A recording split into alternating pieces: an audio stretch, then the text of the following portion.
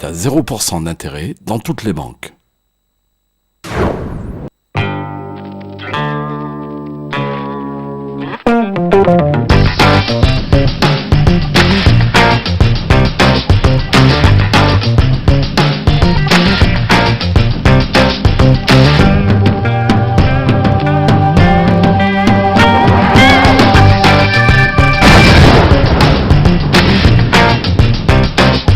Avec Seven Star, des sensations extraordinaires.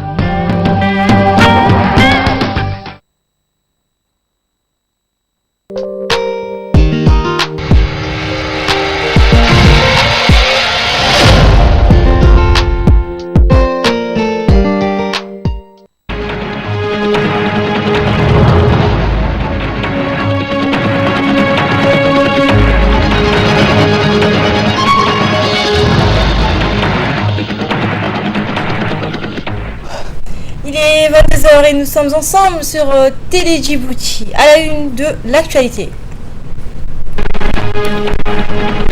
Djibouti, Chine, le Premier ministre reçoit une délégation chinoise. Et une cargaison de farine impropre à la consommation saisie au port et en ville. Bonsoir, le Premier ministre Abdelkader Kamel Mohamed a reçu ce matin dans son cabinet He Liu-hong, PDG de la holding chinoise dénommée Touch Road. Ce dernier, qui séjourne régulièrement à Djibouti, vient ainsi concrétiser les engagements pris par son groupe en termes d'investissement à réaliser en République de Djibouti. La rencontre a eu lieu en présence notamment de l'ambassadeur de Djibouti en Chine et ancien ministre Abdallah Abdillahi Miguel. La présente visite de l'homme d'affaires chinois sera couronnée jeudi prochain par le lancement officiel des travaux de la construction d'un grand mall, autrement dit un grand complexe commercial vaste et moderne qui sera érigé par la multinationale chinoise. Rappelons, Asma, que Touch Road International Group, basé à Shanghai, est également présent dans de nombreux pays à travers le monde. Autre nouvelle du pays, le gouvernement de Djibouti salue l'approbation par le Parlement somalien du nouveau gouvernement proposé par le nouveau Premier ministre Omar Abdelrachid Ali Sharmarki. Le gouvernement djiboutien souhaite plein succès au nouveau gouvernement somalien pour les lourdes tâches qui leur incombent à présent. La République de Djibouti reste mobilisée pour aider le nouveau gouvernement à renforcer la sécurité, promouvoir la réconciliation nationale et poursuivre la reconstruction du pays. L'ambassadeur de la République de Djibouti auprès de la République du Soudan, Ahmed Ali Baré, a été reçu hier par Madame Tahani Abdallah, ministre soudanaise des sciences de la communication et des télécommunications dans les locaux du ministère. L'entretien s'est déroulé dans un climat de confiance et a porté sur des sujets tels que les télécommunications, les sciences et la poste. Une présentation des différents secteurs du ministère a été donnée par les responsables de ces secteurs. Ensuite, au ministre de réaffirmer son engagement pour le développement des relations bilatérales dans les domaines concernés. Elle a souligné que le mémorandum établi par le ministre djiboutien de la télécommunication a été transmis à qui doit droit pour une étude en vue de proposer un protocole d'accord qui sera signé par les deux pays. De son côté, l'ambassadeur a transmis un message personnel du président de la République de Djibouti, Ismaël Margueli, à son homologue et frère soudanais Omar Hassan Ahmed El-Bashir et aux autorités soudanaises. Puis un message du ministre djiboutien de la télécommunication à son homologue soudanaise. Enfin, la ministre a souhaité plein succès à son hôte dans sa fonction et sa noble mission auprès de la République du Soudan. L'actualité de ce mardi, c'est aussi l'association agro-pastorale djiboutien qui a lancé hier à Band El Jadid un atelier de formation nationale pour une meilleure gestion des fermes agro-pastorales. La formation va durer 11 jours et est financée par le Fonds de soutien des programmes des paysans africains en partenariat avec la Fédération des paysans de l'Afrique orientale et la FAO.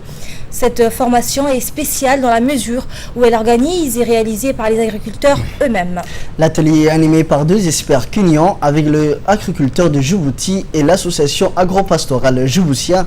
Ils vont évaluer la situation des éleveurs djiboutiens.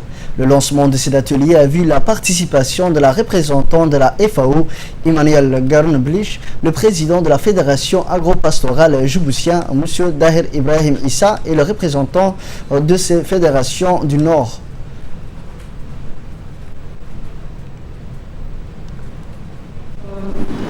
Démontrer qu'on vous soutient dans vos efforts et je vous remercie pour ça. Donc nous aimerions souligner au niveau de la FAO que nous sommes complètement impliqués dans ce genre d'efforts des associations villageoises et des associations qui regroupent en tant que parrains les efforts dans les régions. Il s'agit d'activités pour s'entraider, s'activer dans les villages, à trouver des appuis les uns envers les autres pour pouvoir développer ces activités d'une manière plus efficace. Autre nouvelle du pays, à l'occasion de la journée de la commémoration de la candidature du président Ismaël Omar Guelleh à la magistrature suprême au 4 février 1999, la société civile du quartier dit T3 a organisé une soirée culturelle animée par le jeune Talent 2 à l'annexe T3 de Belbela. Cette cérémonie a vu la participation du président de commune de Belbela, Youssouf Hassan Bouhou. Le président de l'annexe T3 ainsi que de nombreux jeunes et femmes de ces quartiers, hommes et femmes, vieux et jeunes, sont tous venus exprimer leur soutien au président de la République, Ismaël Omar Guelleh, ainsi qu'à sa politique. Les jeunes du quartier ont pu démontrer qu'ils sont tous unis derrière ces grands hommes. Ils ont pu, à travers cette cérémonie, formuler certaines doléances au président de la commune de Belbela. Et pour sa part, le président de la commune de Belbela a félicité les organisateurs de cette cérémonie et a souligné qu'il sera dorénavant à leur écoute. Saisie de farine avariée, le laboratoire national d'analyse alimentaire, l'ANA, et avec le soutien de la gendarmerie nationale, a procédé à une importante saisie de farine avariée. Cette opération s'est également déroulée avec l'appui des inspecteurs sanitaires de la direction de l'élevage et des services vétérinaires. Les sacs de farine périmés devaient être frauduleusement écoulés sur le territoire national. La plus grosse quantité de cette farine avariée a été saisie dans un dépôt, tandis que quelques sacs ont pu être écoulés, ce qui a permis d'ailleurs d'éveiller des soupçons sur la mauvaise qualité de cette farine impropre à la consommation. Des sacs de cette farine avariée ont été retrouvés dans certaines boutiques par les gendarmes. La vigilance est de mise à la farine avariée saisie sera détruite, a ainsi indiqué le chef de service du laboratoire national. En l'écoute. Le LANA, que je représente d'ailleurs, inspecteur militaire à la direction de l'élevage et du service vétérinaire, avons procédé donc à la localité composé qui contient bien évidemment des farines périmées, c'est-à-dire dont la date de péremption a été largement dépassée et où les personnes où des personnes sans scrupules ont pu par avidité effectuer un changement de sac. Effectivement, une enquête vient d'être lancée en collaboration avec la gendarmerie nationale afin d'en tirer le concret sur l'ampleur de ce fraude. Bien évidemment, comme vous le savez, les lots de ces produits saisis seront détruits incessamment. Toutefois, nous appelons aux consommateurs à faire preuve d'une certaine vigilance et en même temps nous aider dans la réalisation de ce travail, de cet effort charnière que, en collaboration, les deux directions sont en train d'effectuer. la direction du laboratoire national d'analyse alimentaire et la direction de l'élevage ont mis en place une brigade mobile dont le rôle est de protéger la santé des consommateurs djiboutiens via la veille sur les règles hygiéniques des aliments et de la préparation à la consommation. Je vous remercie. Comment comprendre l'effondrement de l'État somalien? Une conférence de base sur le thème l'État et le clan en Somalie a été organisée dimanche dernier par l'Institut des études politiques et économiques du CERD. Cette conférence qui s'est déroulée au CERD même, le Centre d'études et de recherche de Djibouti, a été dirigée par le professeur Gérard Brunier, historien, politologue et ex-chercheur de CNRS, le Centre national de recherche scientifique français. Monsieur Gérard Brunier est spécialiste de la Corne de l'Afrique et l'Afrique de l'Est. Le débat s'est focalisé sur les raisons qui ont amené à l'effondrement en 1991 de l'État somalien sous le régime du défunt président Mohamed Siad Barre et des difficultés à restaurer cet État avec de solides institutions.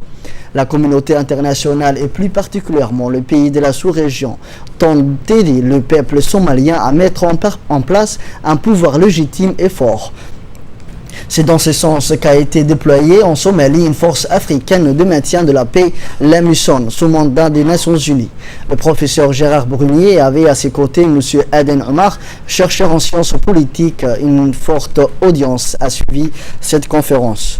À la une également, dans le cadre de leur opération régulière de surveillance maritime dans les eaux territoriales, la garde-côte djiboutienne a porté secours et remorqué vers Djibouti une galba yéménite avec un moteur en panne et transportant des candidats à l'immigration clandestine. Cette opération a eu lieu dans la nuit du 7 au 8 février vers 3h pile du matin au large des îles des Sept Frères. Une centaine de candidats à l'immigration clandestine, tous d'origine éthiopienne, dont une trentaine des femmes se trouvaient à bord de la galba. Dans la même soirée, une deuxième embarcation a été arraisonnée alors qu'elle s'engageait à transporter des clandestins. Les gardes-côtes djiboutiens continuent leur lutte sans relâche afin d'empêcher les trafiquants de profiter de la misère des gens. Ils portent secours aux candidats à l'immigration clandestine qui ne mesurent jamais les risques encourus. Ils se trouvent souvent à bord d'embarcations surchargées, sans gilet de sécurité, courant un grand risque de périr lors des naufrages. L'enquête concernant les 4 membres d'équipage yéménite a été confiée à la brigade de recherche et d'investigation de la garde-côte et les individus responsables seront traduits devant la justice, tandis que les 2 embarcations sont saisies et immobilisées au port de pêche juste dans l'attente d'une décision de la justice. Dans l'actualité également, le nouveau préfet d'Arta prend officiellement ses fonctions. Comme nous l'avons annoncé dans nos précédentes éditions, un nouveau préfet a été installé dans la région d'Arta, en l'occurrence M. Abdullahi Darar Oukiye. Le nouveau préfet Abdullahi Darar Oukiye a déjà entrepris différents contacts avec le notable d'Arta. Et ce matin, le nouveau a tenu une réunion avec les responsables en charge de la sécurité d'Arta, à savoir la police, la gendarmerie et l'armée. Au cours de cette rencontre, le nouveau préfet a abordé toutes les questions relatives à la sécurité de la région en faisant remarque que toute la communication routière de la capitale avec les régions et l'Éthiopie et la Somalie transite par la région d'Arta. De ce fait, la sécurité a une place importante dans leur mission, a-t-il dit, sachant que la région d'Arta est la portée d'entrée et de sortie vers Djibouti en tant que capitale. Le nouveau préfet d'Arta, avec un agenda bien rempli, compte entamer prochainement une tournée des travaux dans les différentes localités de la région d'Arta. Demain, Inch'Allah, le nouveau préfet se rendra à Douda et à Demerjouk. J'ai eu une réunion d'information avec les responsables en charge de la sécurité dans la région. C'est ce qu'a déclaré le nouveau préfet d'Arta. La réunion avait pour objectif de maintenir et de renforcer les mesures déjà en vigueur. Le préfet a indiqué que la sécurité pour la région d'Arta avait une importance capitale parce que c'est la région par laquelle transitent toutes les communications routières vers les régions ou au sens inverse, vers la capitale. Les 2 corridors vers l'Éthiopie et vers la Somalie traversent la région d'Arta. C'est pour cette raison, selon le préfet, que la sécurité a une importance vitale dans cette région. Le nouveau préfet d'Arta, nommé le mardi 4 février dernier en Conseil des ministres, est un administratif chevronné qui a occupé durant sa carrière plusieurs postes en tant que cadre moyen ou haut responsable. Pour le connaître un peu plus, je vous propose un portrait sur mesure commenté par Mohamed Issa. Qui est le nouveau préfet d'Arta? Nommé la semaine dernière, Abdoulaye Draoki, originaire de la région de Ouéa, est né le 8 janvier 1964 à Ouéa et c'est un administrateur chevronné. Ses premiers pas dans l'administration d'Abdoulaye Draoki, il le fera à la Caisse de protection sociale, premier organisme de protection sociale de Djibouti en 1986. À cette année-là, âgé de 22 ans, il vient de décrocher son bac. Dynamique, il devient chef de service du personnel de l'EPS pour être aussitôt promu au poste d'adjoint du directeur administratif de l'EPS. C'est en 1988. À partir de cette date phare, Abdoulaye Draoki va entamer une formation d'administrateur de haut niveau. Il est ensuite admis sur concours au Centre régional de l'administration du travail à Yaoundé au Cameroun, où il sort diplômé en administration du travail. De retour au pays, il a en charge le programme d'insertion de jeunes à sa qualité d'assistant de l'inspecteur du travail et des lois sociales. Il est ensuite nommé conseiller technique du ministre du Travail, puis du ministre de l'Intérieur. Mardi 4 février, il est nommé préfet de la région d'Arta en conseil des ministres. Sportif, le nouveau préfet est un adepte de la marche. Il est marié et père de 8 enfants. Une réunion de tous les responsables coutumiers, chefs de quartier, responsables administratifs s'est déroulée la semaine dernière au Miglis de Tadjoura sur convocation du sultan de Tadjoura, Abdelkader Ahmed. Au total, plus de 55 personnes, dont le préfet, les locales de toutes les localités et les responsables de la sécurité ont participé à la réunion qui avait pour ordre du jour la question sécuritaire, la situation socio-économique de la région de Tadjoura et sur les récentes recrudescences de la violence, des viols, de la consommation de l'alcool, des drogues. Récemment, des personnes ont perdu la vie suite à la consommation des produits alcoolisés et une ambulance ramenant des malades d'Assagela a été pris pour cible par les passeurs au PK9. Le véhicule a subi des dégâts et les occupants ont été blessés par jet de pierre. La séance est ouverte à 14h45 par le sultan de Tadjoura qui a rappelé les raisons et les objectifs de la réunion concernant la situation sécuritaire qui s'est dégradée à cause d'une recrudescence de la délinquance et la violence physique. Le préfet de Tadjoura, Abdelmalik Mohamed Bonaïta, a regretté que certains jeunes aient pris la voie de l'illégalité et de la délinquance via le réseau de passeurs et via consommation abusive d'alcool au moment où la région de Tadjoura a rendez-vous avec un essor économique sans précédent. C'est par ignorance que nos jeunes ne s'impliquent pas davantage dans la consommation socio-économique de leur région. Et le préfet a assuré que le service de la gendarmerie publique, militaire feront leur travail comme il se doit et a demandé aux parents responsables, coutumiers, leaders religieux et chefs de quartier de soutenir ces actions, mais aussi de réagir ensemble afin d'aider leurs enfants. Un des participants a déclaré que le Miglis de Tadjoura est incapable de trouver des solutions face à ces fléaux et à demande d'intervention de l'État. Par ailleurs, il a aussi rappelé les problèmes d'insertion, de chômage et de déscolarisation précoce chez les jeunes qui restent sans instruction, gonflant le rivage de la ville. Tadjoura subit une forte pression atmosphérique à cause de l'exode rural. L'Assemblée a insisté pour que les délits d'ivresse publique soient sévèrement réprimandés par la gendarmerie et la police. Le sultan Abdelkader et les vizirs ont remercié tous les participants et ont recommandé aux membres de Miglis, aux usages et autres responsables coutumiers d'accompagner les efforts de l'État pour faire front commun contre les dérives et la délinquance et la consommation d'alcool qui a fait 2 victimes, comme vous le disiez récemment, dont une jeune femme qui a laissé un enfant et à bas âge à son tour. Le préfet a remercié les participants qui se sont déplacés si nombreux pour démontrer leur attachement et leur implication dans la gestion de la ville. Le chef de la brigade de la douane de Likil, M. Moussa Omar Moussa, en collaboration avec le régiment interarmé de Likil, ont intercepté hier 16 coulisses de 4 de 25 kg chacun dans leur environ de Bondara. Cette opération s'inscrit dans le cadre de la lutte contre la contrebande qui nuit à l'économie nationale. Après la saisie, les responsables de l'armée Riyad du Dikil et de responsables de la douane de Dikil ont passé à la destruction du CAT au camp de l'armée de Dikil. L'actualité également. La Fédération djiboutienne de la natation a organisé vendredi dernier au box sa 6e journée du championnat national de la natation.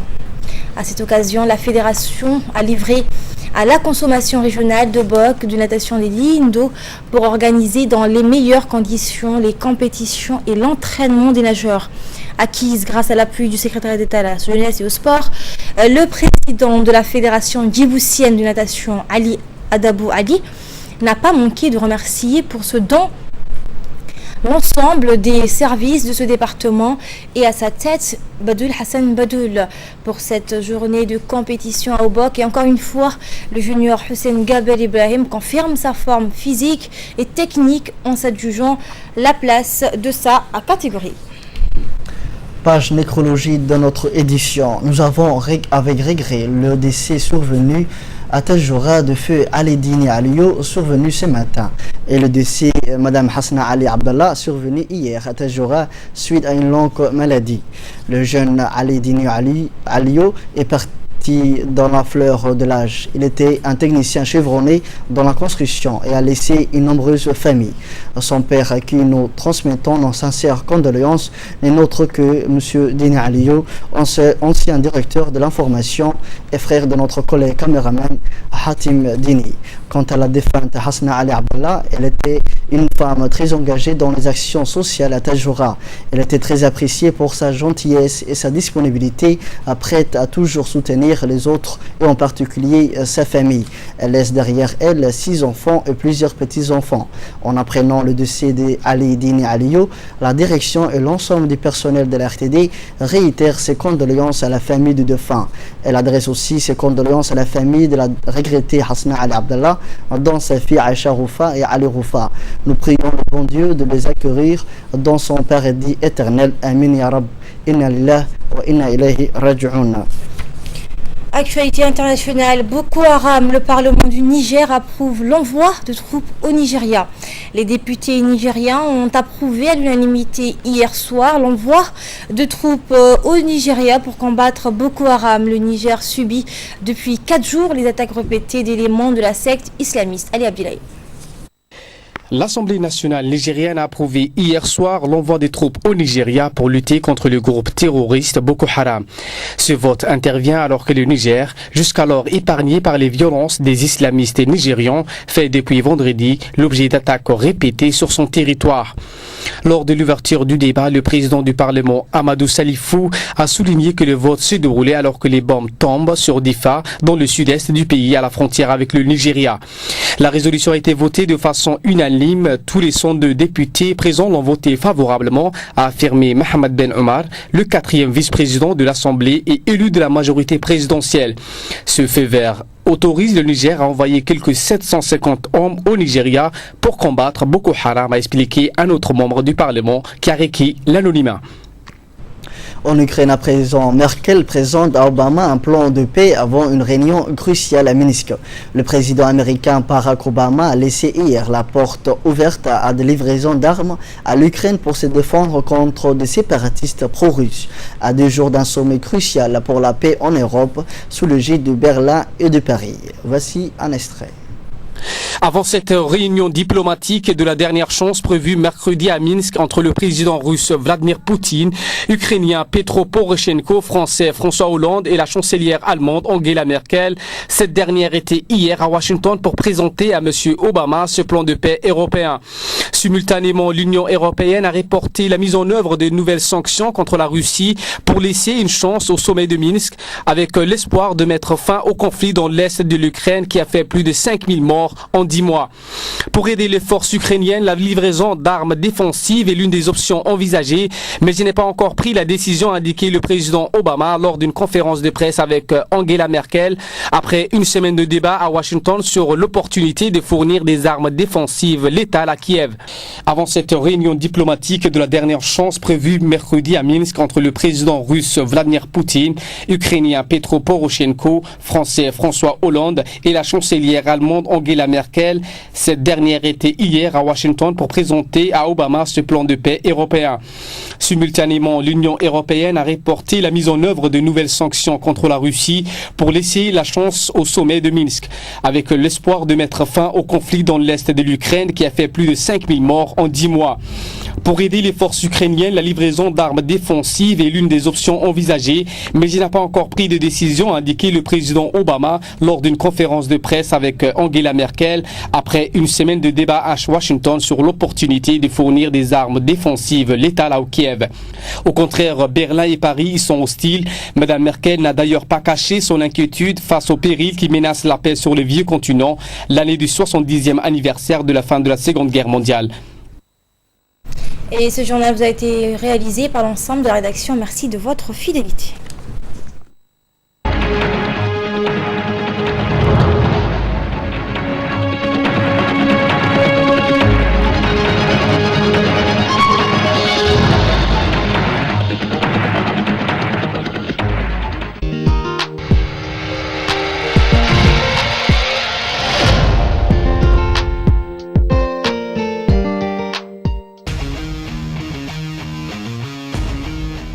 Pour débuter l'année 2015, nous avons le plaisir d'annoncer une très bonne nouvelle à nos chers clients.